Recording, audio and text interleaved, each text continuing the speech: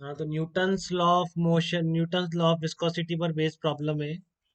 जैसे अभी आपने करी, एक ब्लॉक है जो v स्पीड से इसके नीचे उतर रहा है इंक्लाइन प्लेन से, और इस ब्लॉक की जो डेंसिटी है रो है, और क्यूबिकल ब्लॉक से साइड इसकी ये दे रखी है आपको, इंक्लाइन एंगल 37 डिग्री है, कांस्टेंट वेलोसिटी से नीचे आ रहा है, बोल दिया इसने आपको।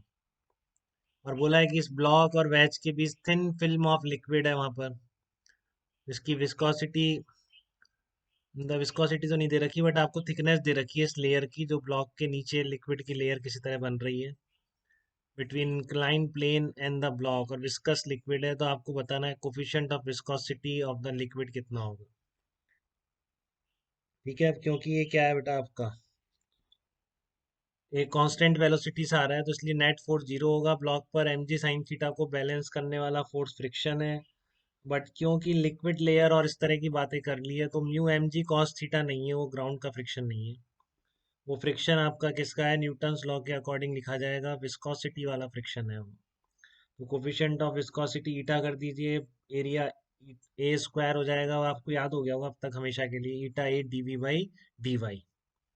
तो डीवी बाई डी वाई मतलब जस्ट इसमें यहाँ पे जीरो है कॉन्टेक्ट वाले की, इसके ऊपर टी थिकनेस पर वी वेलोसिटी हो जाती है जो दे रखी है। तो ये कितना हो जाएगा आपका, वी इंटू टी हो जाएगा। एम को क्या लिख दीजिए, रो ए क्यूब लिख दीजिए एम को। ठीक है, तो ये जी साइन थीटा 37 की टर्म में नहीं निकाल रहे हम, थीटा की टर्म में निकाल रहे हैं, ईटा ए स्क्वायर वी बाई टी। तो आप देखो ये आंसर आ रहा है क्या, कोफिशिएंट ऑफ विस्कोसिटी आ गई rho a g t sine theta by v आ जाएगी। ठीक है, कोफिशिएंट ऑफ विस्कोसिटी कितना आ जाएगा आपका, rho a g t sine theta by v आ जाएगा। तो इस तरह से आपने फिर से viscous Newton's law of motion से फोर्स लगा दिया। एक प्रॉब्लम और है, ये भी ये देखिए, इसमें आपकी एक फ्लैट प्लेट है, स्क्वायर प्लेट है, और उसको आप बीच में इस तरीके से, पूरा लिक्विड है, इसके बीच में डी वाई टू नीचे डी वाई टू पर वी वेलोसिटी से ड्रैग कर रहे हैं। और वेलोसिटी कितनी वेलोसिटी से कर रहे हैं, 3 सेंटीमीटर पर सेकेंड से ड्रैग कर रहे हैं।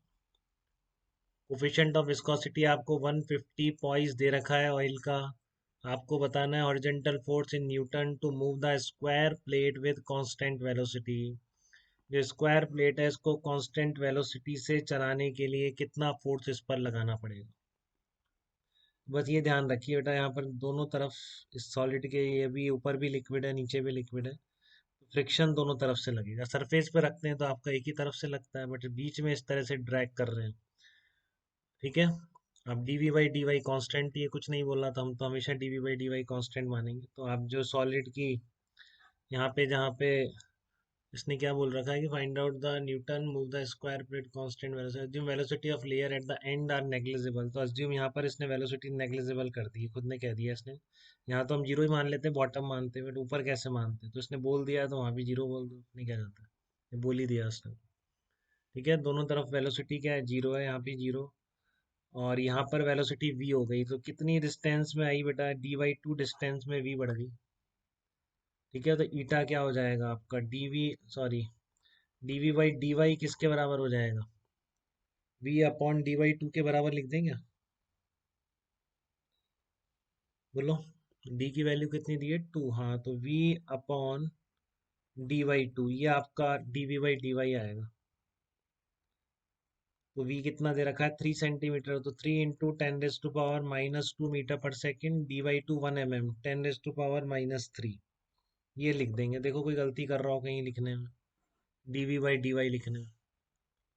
ठीक है, तो आपको कांस्टेंट वेलोसिटी के लिए एक्सटर्नल फोर्स इतना लगाना पड़ेगा, टोटल जो विस्कस फोर्स लग रहा है। तो एक्सटर्नल फोर्स कितना आ जाएगा, ट्वाइस कर दें उसका, बस और क्या करेंगे, twice of eta A D V by D Y, ये आ जाएगा, twice of eta A D V by D Y.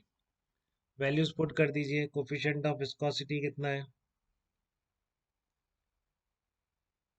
कितना दिया, पॉइस दे रखा है, तो इसको ऐसे कर दो बेटा, वन, ये आपका पॉइजली में कन्वर्ट हो गया, पॉइस में था तो इस ऐसा यूनिट में कन्वर्ट हो गया। ठीक है, एरिया कितना है आपका, 0.1 स्क्वायर कर दें, साइड का स्क्वायर, जो आपका स्क्वायर का सरफेस एरिया हो जाएगा, डीवी बाई डी वाई आपने निकाल ही दिया ये ना।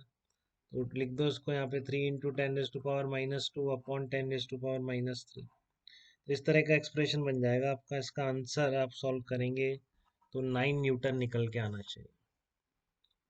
ठीक है, इसका आंसर क्या निकल के आना चाहिए? 9 न्यूटन निकल के आना चाहिए। यहाँ तक कोई तकलीफ